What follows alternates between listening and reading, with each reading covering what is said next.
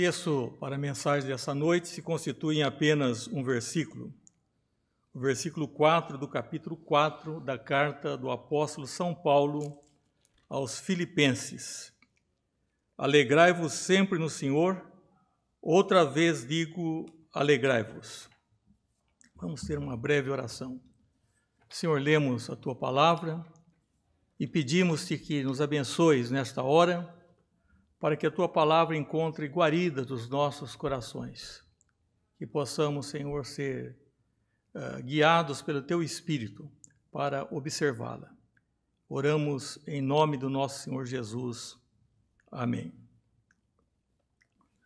O texto da mensagem, ele é proveniente, o tema da mensagem é proveniente do próprio texto, quando o apóstolo diz, alegrai-vos sempre no Senhor. Nos primeiros versículos do capítulo 4, Paulo está dando algumas exortações que são de natureza específica e geral. Versículo 1 a 3 está exortando a indivíduos lá da igreja de Filipos. Agora, no versículo 4, que é o texto base para a nossa mensagem nessa noite, ele está falando sobre a necessidade da alegria cristã. Alegrai-vos sempre no Senhor, outra vez digo, alegrai-vos. Quando nós estamos num tempo de muito sofrimento, dessa pandemia, em que muitas pessoas estão com medo, estão entristecidas, nós sentimos mais que nunca a necessidade da verdadeira alegria nos nossos corações. Alegria é a nota dominante em toda a carta do apóstolo aos Filipenses. Aparece não menos que 16 vezes a palavra alegria ou outra palavra derivada desse termo. Encontramos, por exemplo, ele dizendo, fazendo sempre com alegria súplicas por todos vós em todas as minhas orações. Temos outros versículos também em que ele diz, completai a minha alegria, de modo que penseis a mesma coisa, tenhais o mesmo amor, sejais unidos de alma, todos tendo o mesmo sentimento. Entretanto, mesmo que eu seja oferecido por libação sobre o sacrifício e serviço da vossa fé, alegro-me e com todos vós me congratulo.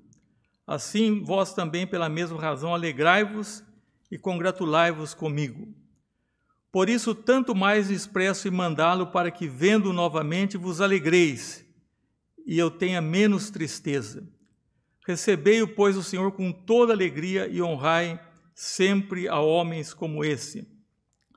Quanto ao mais, irmãos meus, alegrai-vos o Senhor. A mim não me desgosta e é segurança para vós outros que eu escreva as mesmas coisas. Portanto, meus amados e muito saudosos, minha alegria e coroa, sim, amados, permanecei desse modo firmes no Senhor. E também alegrei-me sobremaneira no Senhor, porque agora uma vez mais renovasse a meu favor o vosso cuidado, o qual também já tinhais antes, mas vos faltava oportunidade. Assim nós notamos na carta aos Filipenses reiteradas vezes em que aparece o termo alegria. E nós vamos falar então sobre a alegria que reinava no coração do apóstolo Paulo, que pode reinar também nos nossos corações, que é uma alegria permanente, alegria no Senhor. Nós dizemos inicialmente que a alegria é como uma experiência permanente, não apenas uma experiência ocasional, uma alegria para algumas pessoas, pessoas excepcionais.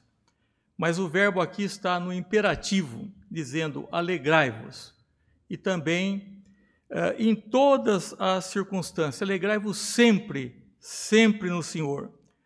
O apóstolo Paulo, ele disse que ele aprendeu a viver alegre, a viver contente, e tinha as mais variadas experiências. Então, não somente quando os céus estão azuis, mas nos dias cinzentos, a alegria verdadeira tem que inundar o coração do crente. E foi por isso que Tiago, na sua epístola, disse, meus irmãos, tende por motivo de toda alegria o passardes por várias provações, sabendo que a provação da vossa fé, uma vez confirmada, produz esperança. Ora, a esperança deve ser ação completa, para que sejais perfeitos e íntegros e em nada deficientes. Então, paradoxalmente, Tiago está dizendo que o cristão deve sentir alegria ao passar por provações, porque existe um propósito que é, na verdade, o aperfeiçoamento na vida de santificação. E essa alegria não era alguma coisa somente para os apóstolos, mas ela é para todos os cristãos. O apóstolo Pedro disse no capítulo 4 da sua primeira epístola, versículo 12 e 13, Amados, não estranheis o fogo ardente que surge no meio de vós, destinado a provar-vos, como se alguma coisa extraordinária estivesse acontecendo. Pelo contrário, alegrai-vos na medida em que sois coparticipantes do sofrimento de Cristo, para que também na revelação de sua glória vos alegreis exultando. Então o apóstolo Pedro está dizendo que os cristãos daqueles dias, e também agora dirigindo também a nós, que não devemos estranhar quando surgem um fogo ardente, uma provação, como se fosse alguma coisa extraordinária. Pelo contrário, é nesse tempo que nós devemos ter a verdadeira alegria, porque nós somos coparticipantes do sacrifício, do sofrimento de Cristo, para que na sua revelação de glória nos alegremos exultando. E esse tem um padrão de humilhação e exaltação. Nós encontramos um outro texto, e se com ele sofremos, com ele seremos glorificados. Nós notamos que o apóstolo Paulo, e nessa epístola, ele deixa transparecer em que ele encontrava alegria. Ele encontrava alegria nas orações. Muitas vezes as nossas orações têm um tom melancólico, ou um tom de queixa, mas nós vemos logo no início da epístola, dando sempre com alegria súplicas por todos vós em todas as minhas orações. Então, na medida em que ele se lembrava daqueles irmãos de Filipos, ele com alegria fazia súplica em favor deles nas suas orações. Então, era uma oração cheia de alegria. Também na proclamação do Evangelho, ele diz, todavia que importa, uma vez que Cristo de qualquer modo está sendo pregado, quer por pretexto, quer por verdade, também com isso me regozijo, sim, sempre me regozijarei. Paulo se alegrava pelo fato do nome de Jesus Cristo ter sido conhecido, não obstante observasse que muitos não eram sinceros na sua pregação. Tinham, na verdade, pretexto, mas o fato de o Evangelho ter expandido era alguma coisa que alegrava o coração do apóstolo Paulo. Outra coisa que alegrava também o coração do grande apóstolo, ele deixa aqui no capítulo 2, versículo 2, completai a minha alegria, de modo que penseis a mesma coisa, tenhais o mesmo amor, sejais unidos de alma, tendo o mesmo sentimento. O que significa, então, completai a minha alegria? Paulo desejava que aqueles cristãos, lá do início, que eles fossem unidos no amor, que tivessem o mesmo sentimento, que não houvesse entre eles discórdia, partidarismo ou vanglória, mas que eles tivessem realmente, completassem a sua alegria, vivendo uma vida em união. Também, até na perspectiva de ser um mártir, Paulo já estava antevendo o seu martírio, a possibilidade, e ele disse, entretanto, mesmo que eu seja oferecido por libação sobre o sacrifício e serviço da vossa fé, alegro-me que com todos vós me congratulo. Então o apóstolo Paulo, na iminência de ser morto, e notamos que ele estava num cárcere, entretanto a tônica da sua epístola é sobre a alegria, e mesmo na iminência de ser martirizado, ele dizia, eu me alegro, mas com todos vós me congratulo. E assim nós vamos vendo, no amor dos irmãos. Ele disse: alegrei-me sobremaneira no Senhor, porque agora uma vez mais renovaste a meu favor o vosso cuidado, o qual também já tinhas antes, mas vos faltava oportunidade. Quando Paulo recebe provimento por parte de irmãos, ele mostra alegria não pelo provimento em si, mas pelo coração, pela generosidade daqueles irmãos. Então Paulo se regozija sempre e de uma alegria permanente. Ele diz: eu aprendi a viver contente em toda situação, em toda circunstância. Não nasceu contente, mas aprendeu na sua experiência o contentamento. Quando ele diz dessa alegria, ele diz: alegrai-vos no Senhor. Então existe uma alegria temporária, mas existe uma alegria no Senhor. Na imortal história contada por Jesus sobre o filho pródigo, o filho saiu alegre de casa, com saúde, com dinheiro, pensando em ser uma pessoa livre. Entretanto, ele colheu tristezas e percebeu as falsas amizades quando seus bens se deterioraram, mas houve alegria na sua volta para a casa paterna. A alegria verdadeira tem a ver com reconciliação do homem com Deus. Então, quando ele volta para casa, nós vemos que o pai o abraçou, beijou, colocou-lhe sandálias nos pés, um anel no dedo, matou o bezerro cevado, houve música, houve festa, e a Bíblia diz que há alegria nos céus quando um pecador se arrepende. Em contrário com a verdadeira alegria, como dissemos, pode haver alegria temporária. Alegria nas drogas, incluindo o álcool e o cigarro. O álcool cujo consumo tem aumentado nesses dias em que as pessoas estão em suas casas e que traz momentaneamente uma sensação de prazer para depois novamente a pessoa sentir-se deprimida. Então existe realmente um prazer, vamos dizer assim, não uma alegria temporária, no álcool, no cigarro, nos prazeres sexuais ilícitos e também na aquisição de bens. Mas a Bíblia fala: porventura fitará os olhos naquilo que não é nada. Não é nada. Pois certamente a riqueza fará para si asas, como a águia que voa pelos céus. E também nós vemos que Moisés, o grande líder do povo de Deus, tendo as oportunidades de viver a vida palaciana, diz as Escrituras, lá no livro de Hebreus, que ele preferiu ser maltratado junto com o povo de Deus a usufruir prazeres transitórios do pecado. A palavra é essa mesmo. Os prazeres são transitórios, é uma alegria temporária, falsa, enganosa.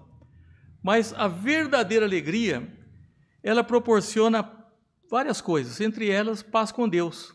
Justificados, pois, pela fé, temos paz com Deus. E Jesus disse: estas coisas vos tenho dito para que tenhais paz em mim. No mundo passais por aflições, mas tende bom ânimo, eu venci o mundo. Tende bom ânimo, eu venci o mundo. Então Jesus falou para que nós tivéssemos paz nele, e a nossa alegria também é nele, é no Senhor. E nós encontramos socorro nas tentações devido à alegria, como fruto dessa alegria. Nós encontramos quando, na primeira carta aos Coríntios, nos é dito: não vos sobreveio tentação que não fosse humana, mas Deus é fiel e não permitirá que sejais tentados além das vossas forças. Pelo contrário, juntamente com a tentação vos proverá livramento, de sorte que possais suportar. Então, quando chega a tentação, o crente também não perde, ou a provação não perde a sua alegria. Nós vemos lá no Antigo Testamento, quando 3 jovens, Sadraque, Mesaque e Abednego, foram lançados na fornalha ardente, e ali nós vemos que Deus preservou a vida daqueles jovens, né? E ali havia alguém com eles também, que era uma pessoa semelhante a um príncipe. Era realmente, quem sabe, uma teofania, Jesus estando com ele naquele momento de terror, mas eles venceram aquela situação. E o apóstolo Paulo, ainda nessa mesma epístola, diz: tudo posso naquele que me fortalece. Paulo não podia nada, ou quase nada, por si só. Mas ele disse: naquele que me fortalece, eu posso todas as coisas. O cristão não perde alegria porque, além de ter a paz de Deus em toda situação, de ter a companhia divina na provação, ele também tem a promessa que diz: nunca jamais te abandonarei, de maneira alguma te deixarei, nunca jamais te abandonarei. Assim afirmemos confiantemente: o Senhor é o meu auxílio, não temerei, que me pode fazer o homem. Esses são tipos de coisas que fornecem a verdadeira alegria e uma experiência maravilhosa. Mas a pergunta: por que muitas pessoas, mesmo crentes, às vezes não usufruem dessa alegria permanente? Talvez por causa dos obstáculos que impedem da manutenção dessa alegria. Talvez memórias de fracasso no passado, ou consciência de falhas no presente, e tudo isso causa um desânimo. Há muitas pessoas que permaneceram no passado, mas o apóstolo, ele dá a solução. Ele diz: não que eu já tenha alcançado. Filipenses, na mesma epístola, 3, de 12 a 14. Não que eu já tenha recebido ou tenha já obtido a perfeição, mas prossigo para conquistar aquilo para o que também fui conquistado por Cristo Jesus. Irmãos, quanto a mim, não julgo havê-lo alcançado, mas uma coisa faço, esquecendo-me das coisas que para trás ficam e avançando para as que diante de mim estão, prossigo para o alvo, para o prêmio da soberana vocação de Deus em Cristo Jesus. Naturalmente, as coisas do passado a que ele se refere, entre elas, as suas vantagens, né? E, entretanto, ele está dizendo que ele não fixava no passado, mas ele prosseguia para a frente. Então, nós temos que perceber as nossas imperfeições. Ele diz: eu não julgo que tenha alcançado ou tenha obtido a perfeição, mas uma coisa eu faço. Não fazia muitas coisas, mas uma. Ele deixava para trás aquelas coisas e avançava. Também não só essas memórias de fracasso, mas às vezes o temperamento impede as pessoas de usufruírem a verdadeira alegria. Muitas pessoas são melancólicas, há diferentes tipos de temperamento. Temperamento sanguíneo, fleumático, pessoa extrovertida, pessoa melancólica, e através, quem sabe, da predisposição genética, ou mesmo por causa das influências ambientais, né, quando estavam crescendo. Mas em Cristo nós podemos ser transformados. A Bíblia diz que nós não devemos nos conformar com este século, com as coisas que nos rodeiam, com a mentalidade desse século, mas devemos ser transformados na nossa mente, uma transformação interior, para que experimentemos qual seja a boa, agradável e perfeita vontade de Deus. Ademais, o crente, ele tem o fruto do Espírito, e entre os quais se inclui a alegria. Em Gálatas 5:22, nós encontramos: mas o fruto do Espírito é amor, alegria, paz, longanimidade, benignidade, bondade, fidelidade, mansidão, domínio próprio. Contra essas coisas não há lei. Então o apóstolo inclui entre essas coisas a alegria, que é o fruto do Espírito. Também o que impede muitas pessoas de serem alegres, de ter a verdadeira alegria, são as circunstâncias depressivas.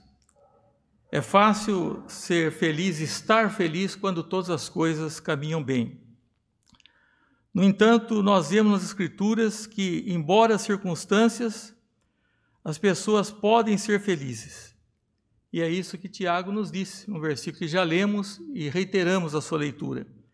Meus irmãos, tende por motivo de toda alegria o passar por várias provações, sabendo que a provação da vossa fé, uma vez confirmada, produz esperança.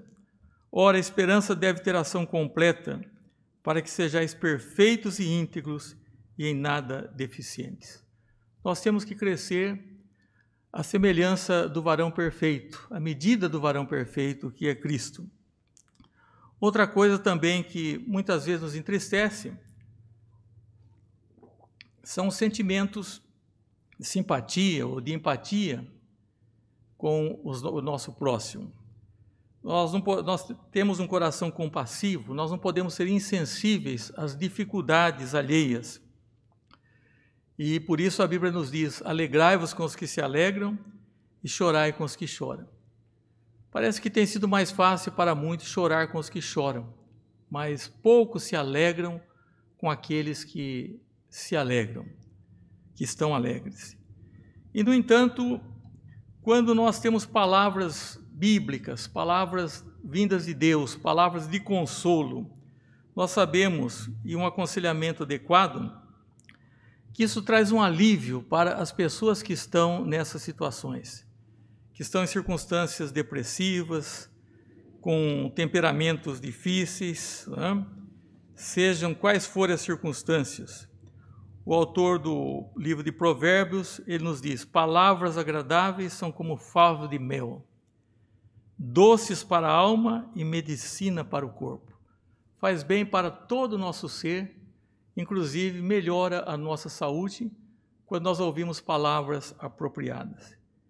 E o apóstolo Paulo, tendo, na verdade, uma vida de sofrimento, de lutas, em favor do Evangelho, as preocupações, entretanto, ele pôde escrever uma epístola, na qual não menos de 16 vezes ele fala alegria, e ele estava numa circunstância terrível, estava numa prisão, numa iminência de martírio, mas ele não perdeu a verdadeira alegria, que é uma alegria que o mundo não pode dar e uma alegria que o mundo jamais poderá tirar.